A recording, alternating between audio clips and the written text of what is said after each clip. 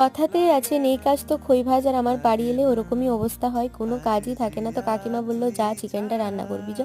তো আমি চিকেন রান্না করার পর রোদে গিয়ে একটু বসেছিলাম রাহি আর সোনু ওদের সাথে। তখনই আমার চোখে একটা ভিডিও পড়লো আর সঙ্গে সঙ্গে আমার মাথায় ক্লিক করলো যে আমিও মেহেন্দি পরাবো। তবে আজকে মেহেন্দিটা আমি একটু অন্যরকম স্টাইলে পরাবো, মানে প্রফেশনালরা যেভাবে পরায় কোন তৈরি করে। তো আমার কাছে তো রোলিং পেপার নেই, আমি ওই জামা কাপড়ের সাথে যে পেপারগুলো পাওয়া যায় ওগুলো দিয়ে একটা কোন বানিয়েছিলাম। আর অর্গানিক মেহেন্দিও আমার কাছে নেই, তাই ওই কাবেরি মেহেন্দিটাকে আমি একটু জলে অল্প করে গুলে নিয়ে পাতলা স্ট্রাকচার বানিয়ে তারপর পরালাম। এখন ঋতমাকেই পরাতে হবে, কারণ ও মেহেন্দি পরতে ভালোবাসে আর আমিও মেহেন্দি পরাতে ভালোবাসি।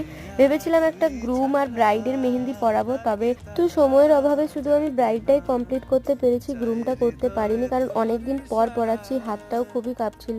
আর ফাইনাল আউটকামটা এই এসেছে, জানি আর একটু বেটার হতো, বাট ওই প্র্যাকটিস নেই। কেমন হয়েছে জানাবে বা